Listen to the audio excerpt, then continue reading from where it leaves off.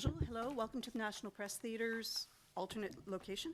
I'm Elizabeth Thompson with CBC News. With us today, avec nous aujourd'hui, on a le Deputy PM Chrystia Freeland, Minister of Innovation, Science and Industry, François-Philippe Champagne, Minister of Housing, Infrastructure and Communities, Sean Fraser, and the President of the Treasury Board, Anita Anand. They will be making statements followed by about 20 minutes of questions, and they do have to be out of here by about 2 o'clock.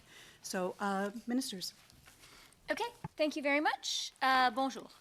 La semaine dernière, j'ai eu l'honneur de déposer le premier projet de loi de notre gouvernement pour cet automne, la loi sur le logement et l'épicerie à prix abordable.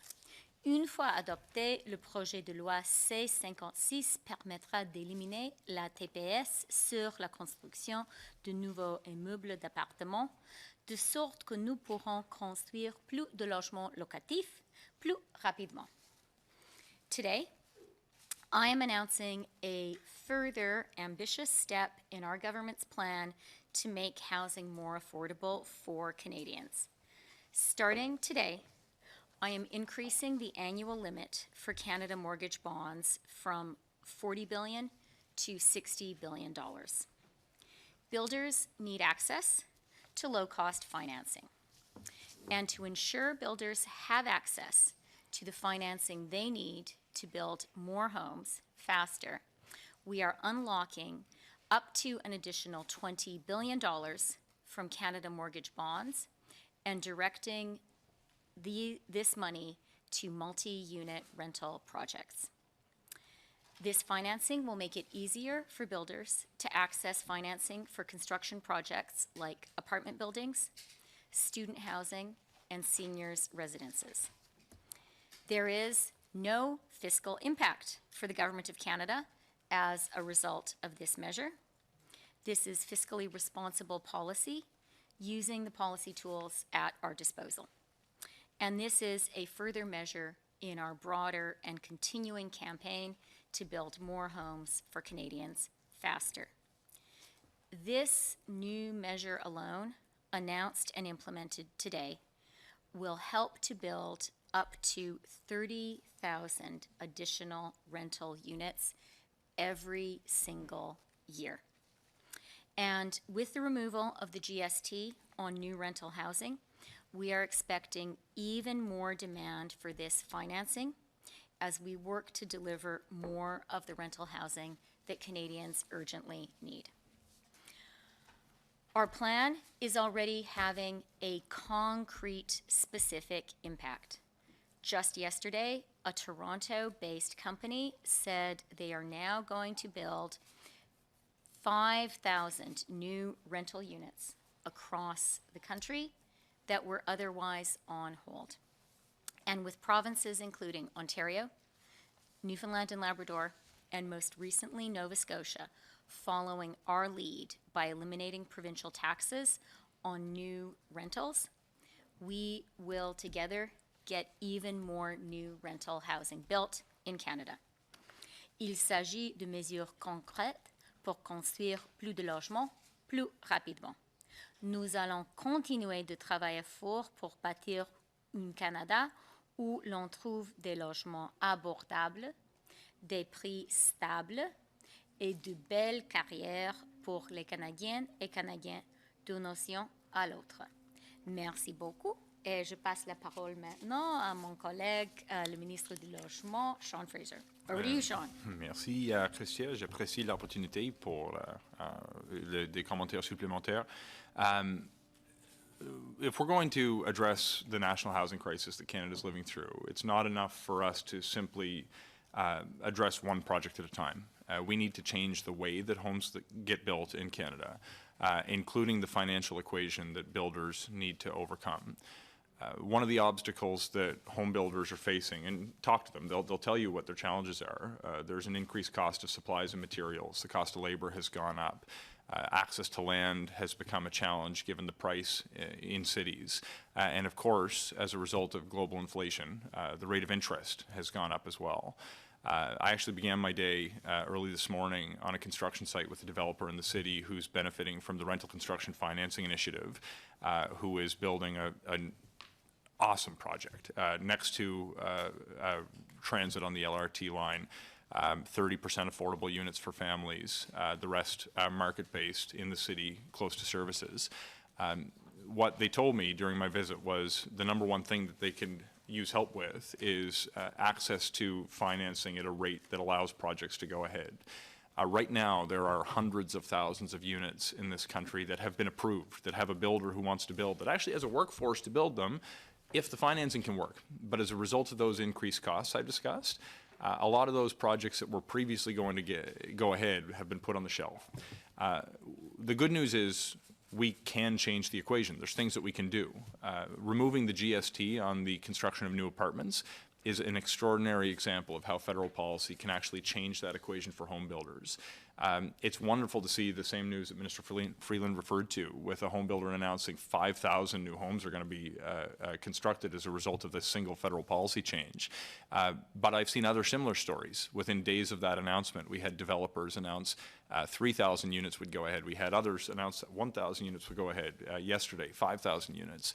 This is happening right across the country as a result of the policy change. And others still are announcing projects that were going to be condominiums are now going to be constructed for rent, so more people can access them at a price they can afford, given the incentives that we put in place. There's more we can do to help change that equation. And today's changes to the Canada Mortgage Bond Program are going to make it more appealing for builders who have projects that are marginal, that have been yellow lighted, that now can be greenlit, that now can go ahead. The way that this program works is that we take the risk out of the equation for lenders. By stepping up our securitization, we can provide insurance, so there's not as much risk on the financial institutions who lend the money, which allows them to lend at a lower rate, knowing that they're going to recoup something on the investments that they're making in projects. When lenders pass on a favorable rate to builders, builders build more homes. It's as simple as that. When we shift this equation, we're going to see a lot of projects that have been sitting on the shelf are going to result in projects that have shovels in the ground. I should mention as well that there's more to this than just changing the financial equation. We also need to address other challenges that have led us to the position that we're in today, including the way that cities build homes. I've had the opportunity to work with the Housing Accelerator Fund to incentivize cities to change the way that they're building homes. You will have seen our announcement in the City of London a couple of weeks ago.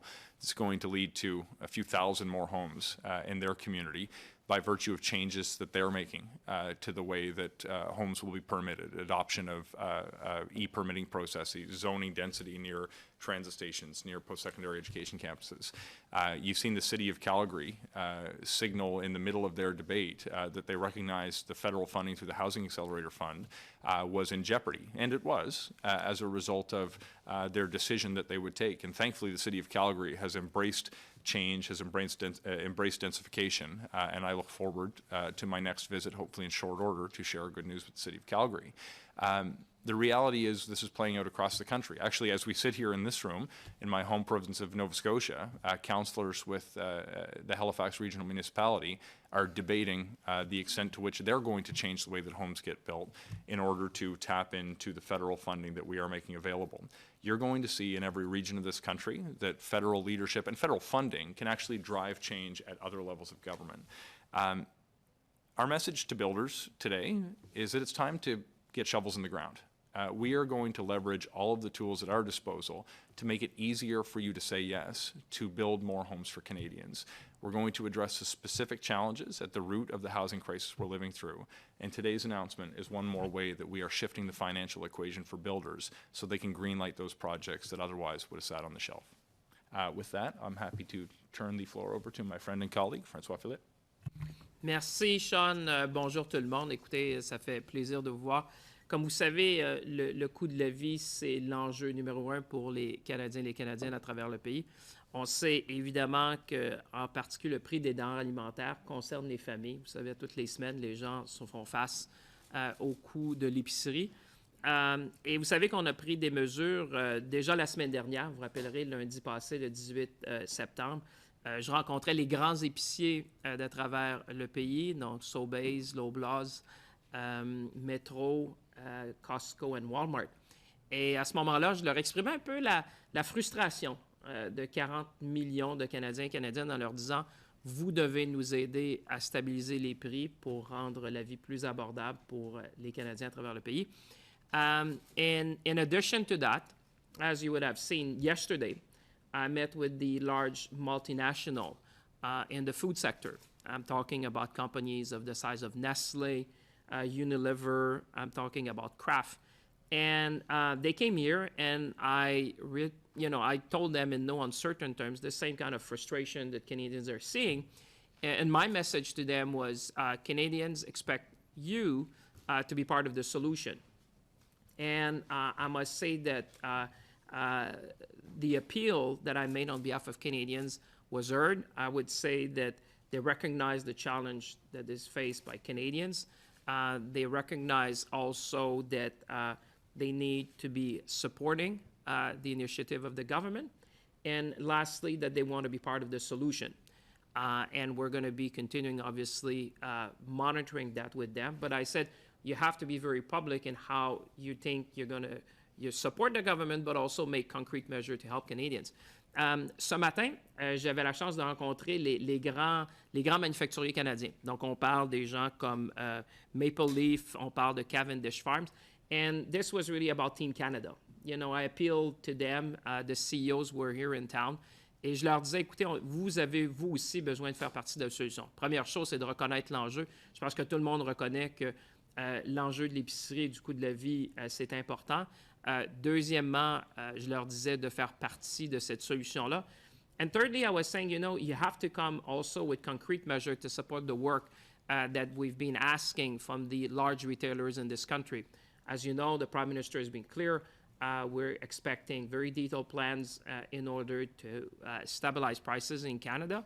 And my message to the large manufacturers, both internationally and domestically, was we want you to be part of that solution. And I think, you know, Canadians are going to be watching. We also want competition to play there to make sure that Canadians would have an outcome, a very concrete outcome from these discussions. I'm encouraged by the constructive nature. They are not easy discussions, I must tell you. All of them lasted about 2 hours in terms of setting the expectation and also explaining what Canadians expect and what we expect. But the positive line and bottom line is that they have agreed to work with the government, they have agreed to support the initiative, and they have agreed to be public in terms of what they're going to do to help Canadians. So we're going to keep fighting. You know, every day is a good day to fight for Canadians, and we're going to keep the fight. And with that, I'll pass it on to my dear colleague, Minister Anand. Merci. Okay, I think Anita is just going to be available to answer questions, but has no comments. Elle a changé. Okay. Okay. Go All for right, it. it is time for questions. C'est le temps des questions. Une question, un suivi. Puis, continue qu'il y a pas mal de nouveau monde dans la salle. Si vous pouvez me donner votre nom et média. If there are a fair number of faces I don't recognize, so if you can, say your name and your media when I call upon you. First question, Greg Quinn, Market News International. Minister, on the program itself, it says this program is up for elimination, so that's something that could make them, or to be folded into the regular program of government borrowing. So it seems like you're trying to sell securities to investors, and in a way they might not be that attractive. So how much is this really going to help the housing market? So the two initiatives are entirely separate. You're quite right that we announced in the budget a consultation on the Canada Mortgage Bond Program and on whether it should be consolidated into the broader Canada bond issuance. We have undertaken the first stage of that consultation and are now reviewing the submissions that we've received. And I do want to assure all Canadians, and maybe more specifically market participants, that this is something that we are doing very deliberately, very thoughtfully, very carefully, very intentionally. Quite separate from our ongoing consideration of how the Canada Mortgage Bond Program itself will work. What today's announcement means is that effective immediately, an additional $20 billion will be made available for the multi-unit loan insurance program. And making that money available at a time when we have taken a measure just last week by lifting the GST on new rental construction, and therefore we're already seeing more demand for financing of new rental construction. What this measure does is it immediately enables CMHC to be providing more multi-unit rental loan insurance. Secondly, on another topic, do you understand why it would be unsatisfying for many Canadians to be asked to believe that one person can direct a standing ovation in Parliament and at a time when we're supporting Ukraine and putting our own soldiers in danger in Eastern Europe?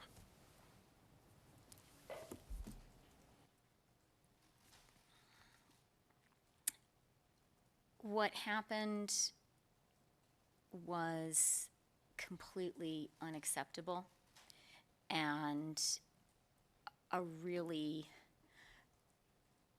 really damaging event for communities in Canada, particularly our Jewish community, and around the world, particularly for our friends in Ukraine. As the speaker said, he alone took this initiative, and neither the government of Canada nor the government of Ukraine was informed in advance. House leaders have been meeting to discuss the situation, and speaking now for myself as a member of Parliament, because the Speaker is chosen by members of Parliament and this is a parliamentary institution, but speaking for myself, I hope and believe that the Speaker will reflect on how truly serious and damaging this error was and will do the honorable thing.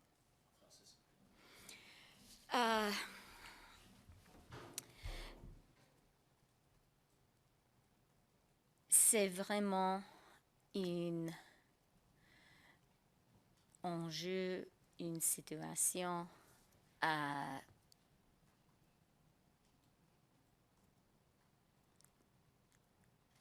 très, très terrible et très difficile pour des communautés au Canada, commençons avec la communauté juive. Et c'est aussi une situation terrible dans le monde, commençons avec nos amis, les courageux peuples de l'Ukraine et le gouvernement de l'Ukraine. Comme le président de la Chambre a dit, c'était son initiative. Il n'a pas informé en avance ni le gouvernement du Canada, ni le gouvernement de l'Ukraine.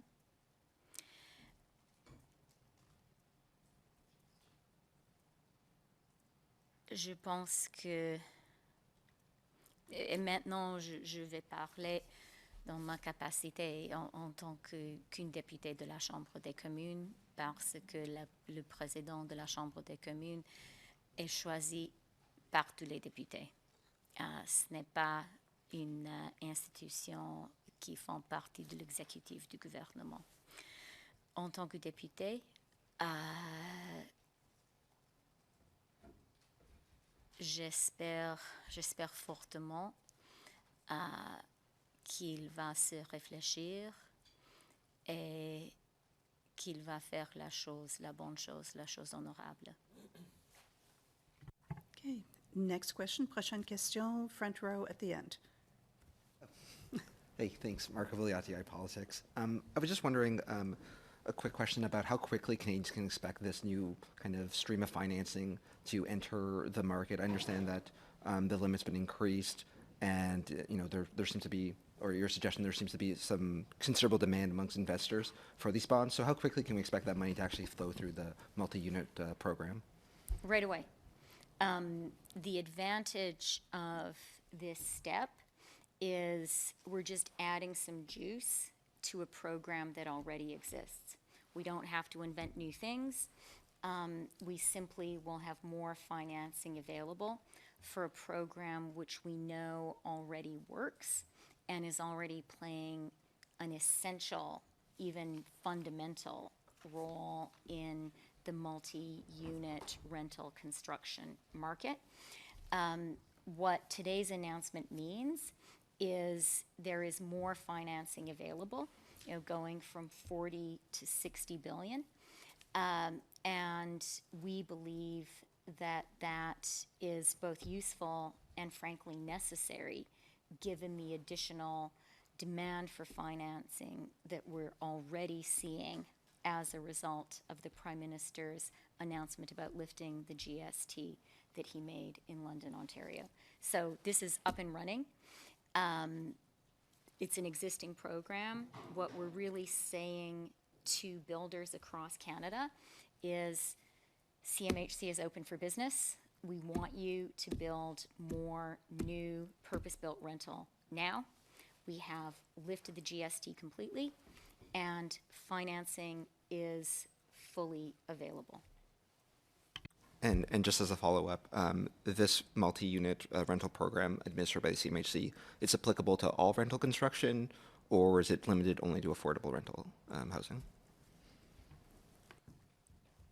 I'll start, and then maybe Sean wants to carry on because of the CMHC side of it.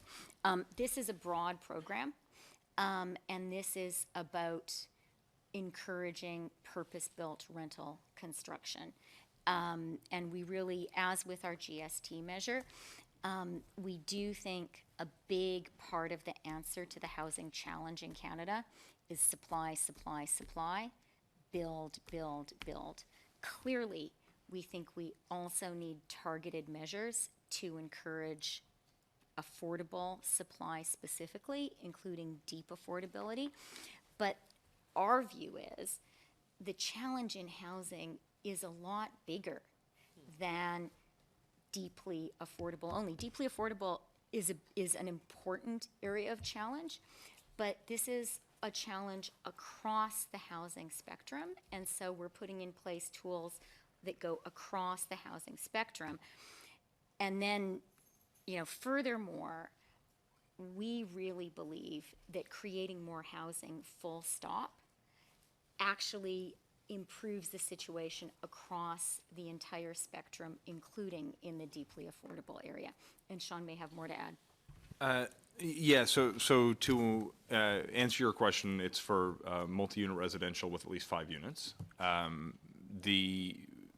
One of the things that you have to appreciate is that the program offers dynamic financing opportunities depending on the particular lender's position and preference, and depending on the terms that they may reach with an individual builder. I look at the MLI Select program, which this could potentially be impacted by, that offers a sliding scale of treatment for the builder based on features like the affordability, the sustainability, or the accessibility of a given development. But one of the reasons why you want to have a broad-based set of financial incentives across different kinds of units is to reflect the change in the way that home builders are actually taking projects on. I mentioned the project that I visited this morning that is a mixed market rate and affordable rate units. And there's no difference between the units within the building. The way that a mixed unit project will allow more affordable homes to get built is if you can actually have incentives that apply to the entirety of the project.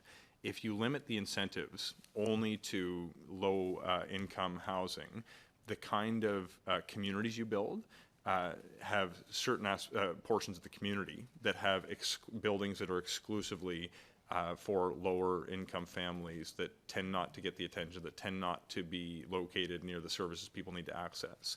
If you actually talk to home builders about the kinds of projects that there's a demand for that help build vibrant communities, they need an incentive that allows, that has application to market and non-market units, so they can justify a project that has a nice mix. When Minister Freeland mentioned the home builder that has announced they're going to be building 5,000 new homes, one of the projects is 43% affordable. If they didn't have a broad-based GST program, they would be constructing 0 affordable units. It's really important that we look across the housing continuum and not only put forward measures that build supply, but build the right kind of supply that don't segregate people from their community on the basis of their level of income. Okay. Next question, the gentleman in the second row. Jeremy Charles, CTV News. On what happened in the House on Friday, could you speak to the impact this has had on Ukrainian Canadians?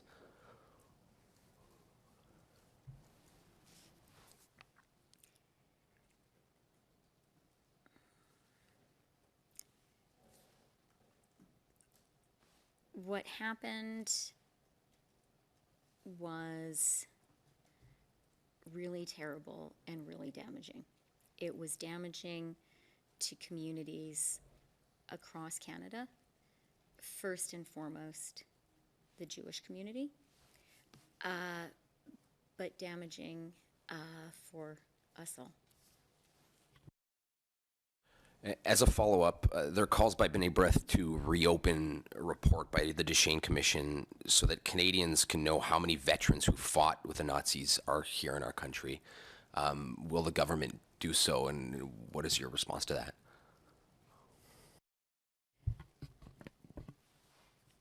I think, let me just start by reiterating, and I don't think it can be said too many times, how hurtful for so many people in Canada and around the world what happened was and has been and continues to be.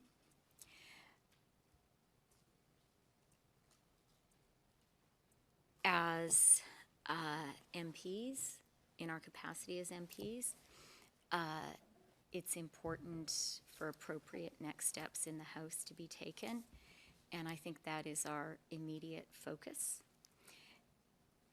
And as a government, we're going to be very thoughtful about any further steps that need to be taken. Prochaine question, première rangée, Radio-Canada, je crois. Oui, Juliane Lapointe de Radio-Canada.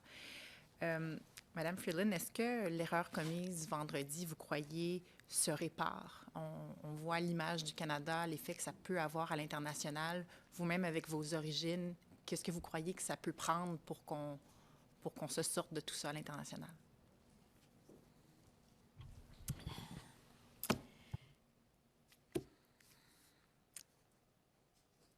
Comme j'ai juste dit, c'est vraiment un événement pas regrettable, terrible, un événement qui est très, très difficile, très douloureux. Je vais commencer avec les communautés canadiennes et c'est important de commencer avec la communauté juive. On comprend ça et on doit souligner cet élément-là ici chez nous. Vous avez raison que c'est aussi un événement douloureux, difficile à l'international, surtout pour le peuple courageux de l'Ukraine. Et c'est important pour nous en tant que députés, je parle maintenant en tant que député, pour nous tous en tant que députés, de faire la bonne chose dans notre chambre des communes. C'est comment on va commencer à corriger le grand erreur qui a été faite.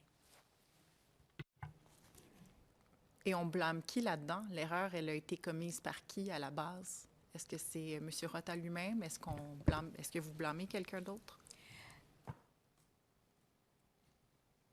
Le président de la Chambre des communes lui-même était très clair que c'était sa décision et qu'il n'a pas informé ni le gouvernement du Canada ni le gouvernement de l'Ukraine en avance. C'est première rangée. QMI. Je veux savoir, est-ce que vous, personnellement, est-ce que vous êtes entré en contact avec vos homologues ou des gens en Ukraine par rapport à cette situation-là? Est-ce que le gouvernement devrait, même si c'est la responsabilité de M. Rota, devrait s'excuser quand même pour réparer les pots cassés?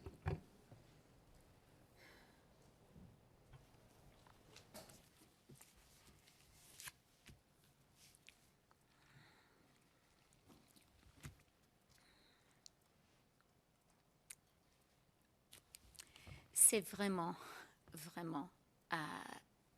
une grave erreur, une situation vraiment douloureuse pour nous. Et je pense que la question était bonne.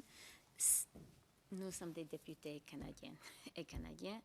On doit commencer avec les Canadiens et Canadiennes. Et pour cette raison, pour moi, je commence en soulignant que c'est une situation douloureuse, difficile pour les communautés chez nous, au Canada. Commençons avec la communauté juive. C'est aussi une situation douloureuse pour le peuple courageux de l'Ukraine qu'on appuie, qu'on a appuyé et qu'on va continuer d'appuyer. Notre gouvernement, moi-même, des autres gens dans le gouvernement, nous avons un contact constant avec le gouvernement de l'Ukraine, les leaders, et on continuera d'être en contact.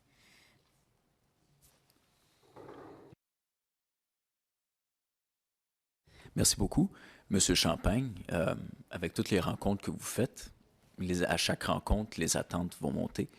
Qu'est-ce qui va vous permettre de dire « je suis satisfait du travail accompli ». Il n'y a pas encore de deadline en vue, mais je veux dire, clairement, quelle sera la mesure ou peut-être le critère qui va vous permettre de dire « je suis satisfait ». D'abord, je vous dirais que l'inaction, ce n'est pas une option.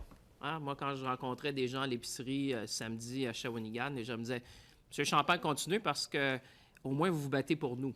Hein? » C'est ça le sentiment des gens en disant « Écoutez, il y a un coût de l'épicerie, il y a de l'inflation. » Les gens disent « Écoutez, tant mieux, le gouvernement en place fait des choses pour aider. » Moi, j'ai commencé, le premier appel a été lancé par le premier ministre qui était très clair, qui était vers les grands épiciers à dire « Aidez-nous à stabiliser les prix au Canada pour vous demander des plans précis qu'on présentera ici au gouvernement pour avoir d'ici l'Action de grâce. » Mais on comprend tout le monde quand on regarde la complexité de la chaîne d'approvisionnement que la solution n'appartient pas seulement aux grands épiciers au pays, mais il faut aussi parler aux larges multinationales internationales qui font partie de la chaîne d'approvisionnement. Il faut parler à ceux qui sont aussi au Canada. Quand je parlais aujourd'hui avec les McCains, avec Cavendish, on a besoin d'amener ces gens-là parce que l'idée derrière ça, moi, comme on l'a toujours fait, vous savez, c'est de bâtir une équipe Canada derrière ça. Et aussi, regardez ce qui se fait ailleurs. Parce que moi, ce que je leur dis, je dis, écoutez, vous avez avantage de travailler avec nous parce que regardez ce qui se fait en France, regardez ce qui se fait en Angleterre, regardez les exemples en Australie.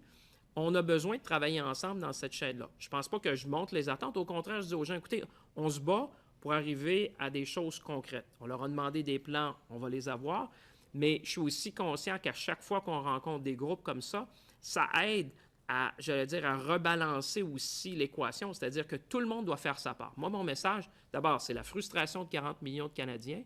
Deuxièmement, je leur dis, vous devez faire partie de la solution. Et troisièmement, je leur dis, vous avez avantage à travailler avec nous parce que ce n'est pas seulement le premier ministre ou le gouvernement canadien, c'est vos consommateurs. Vous parlez à 40 millions de consommateurs, consommatrices qui, après que vous ayez pris des actions, vont choisir. Parce que ce qu'on fait jouer aussi, c'est la concurrence. Parce qu'une fois qu'on a donné un objectif, moi, je leur laisse, le comment, je leur laisse faire, parce que je dis à ce moment-là, la concurrence. Je peux vous dire, si vous aviez été dans la réunion avec moi hier, il y avait des gens qui compétitionnent sur des denrées précises. Puis je les voyais dire, bien, peut-être nous, on va agir sur cette denrée-là. Nous, on va faire ça. Alors, ce que je m'attends d'eux, c'est de prendre des solutions concrètes, visibles, tangibles pour les Canadiens. Nous, l'objectif qu'on s'est fixé, c'est de stabiliser les prix de l'épicerie au Canada. Puis on va continuer à rencontrer tous ceux qu'on doit rencontrer pour aider les Canadiens dans un moment comme celui-là. Puis je pense que les gens comprennent que c'est pas facile, c'est complexe, mais en même temps, on doit pousser pour avoir j'allais dire, des actions concrètes, puis c'est exactement ce qu'on fait présentement. Y a-t-il d'autres questions? Canadian Press? Hi, Judah Amelie's Canadian Press. This question is on today's announcement, so Minister Freeland or Minister Fraser can answer. So this is aimed at increasing the amount of financing that's available, low-cost financing. But I've spoken to developers and nonprofits, and another concern is not only the financing available, but at what interest rate? And interest rates have been rising. Is your government planning on doing anything to reduce the rate of interest that these folks are paying even lower than it is right now? So that is a great question, and that's actually what is so great about this program. What this program allows is that the interest rate that developers who use the program pay is typically between 100 and 200 basis points lower than a conventional mortgage. So that's 1 or 2% lower. And that's the reason why this program, and then if you combine it with the GST being totally lifted, this is what is making it possible for projects that would otherwise not get off the ground to get off the ground. The program already exists. It is foundational to multi-unit rental construction in Canada. We know that it's going to become even more important, both because interest rates are elevated, and so to build without using this program, without using the CMHC mortgage loan insurance, is very challenging. And also because having lifted the GST, we are already seeing new projects get underway, and this is to ensure that the financing is available for those projects. Sean, do you want to add anything? Yeah, sure, and I accept wholeheartedly Christia's explanation. I think she summed it up well. But just to clarify how this program will actually work, the reason that it's going to result in a reduction in interest rates is because it changes the risk profile for lenders. The individual project that will be financed, as I'm sure you'll appreciate, the interest rate can vary from one builder, from one project to another based on different risk factors. What today's announcement does is guarantees the certain and timely repayment of principal and interest for insured mortgages, which actually brings down the risk profile for the lender. The lender with a reduced risk profile is able to offer competitively terms at lower rates for builders as a result of the increased securitization that the federal government's establishing today. So it may not be a lending program itself, but we know, because we already have $40 billion in the program, that people who secure financing through this stream receive typically a significantly lower interest rate. And over the course of a major project worth $100 million, you can see very quickly that 100 to 200 basis points is going to potentially save home builders millions of dollars, combined with the GST measures that we've introduced to bring the total cost of the project significantly down, that will allow them to overcome the recent increase in interest rates and the cost of supplies, materials, the cost of land, et cetera. So this is a way to change the system that will offer in a more uniform way lower rates for all projects that benefit from it. This is in addition to direct lending programs that we offer through the federal government, including the Rental Construction Financing Initiative. When we recently were in Vancouver, I announced suite of projects that are going to be advanced with the support of that program. $500 million in lending at far lower rates than are available on the market. And the reason we use that program to give lower rates is to extract commitments from builders to build certain kinds of homes. In response to a previous question, it's important we have additional incentives to build affordable homes, homes near services, homes near post-secondary institutions. So we've advanced the GST measure to reduce the taxes that people pay. We've increased the securitization, which is going to bring down the rates that people can get in the private markets. And we also have our low-cost financing that's available to people who build certain kinds of homes that have a particular percentage that will be offered at below market values. Every step of the way, we're seeking to change the financial equation for home builders to influence them to say yes to projects that have been put on the shelf as a result of the more expensive landscape that they're operating in now. If we continue to advance measures, we can further bring down the cost of building, and home builders will put up more homes for Canadians. If I can just add one thing very quickly, you know, as Sean has been saying, an important way that we have been approaching this challenge is to understand we need to change the financial equation, to change the incentives, to get more, to pull more private capital in to the building of homes in Canada. This is part of that effort. It is quite technical. And so what I just wanted to add is, you know, if there is an appetite either of individual journalists or a collective appetite, we'd be happy to set up a technical briefing on how the multi-unit mortgage loan insurance works. We could do that later this week. That would be great. But just to clarify for my first question, my point was you that... just had two questions, I think. Sure, okay. I'll follow up with your staff later. Okay. I'm just going to do my second question, though. Great. This question's from my colleague. It's from Minister Freeland. It's about the Trans Mountain Pipeline. A decision to allow the pipeline to move routes appears to have been done for the sake of speed and convenience, not because the alternate route was not feasible. And it was also done against the expressed wishes and consent of a First Nation who the route impacts. Does this mean reconciliation only happens when it's convenient? So let me just say, this was a ruling from the independent regulator, and Trans Mountain has already commented on the ruling. Okay, I understand the ministers have to get to the House, but thank you very much. Merci beaucoup.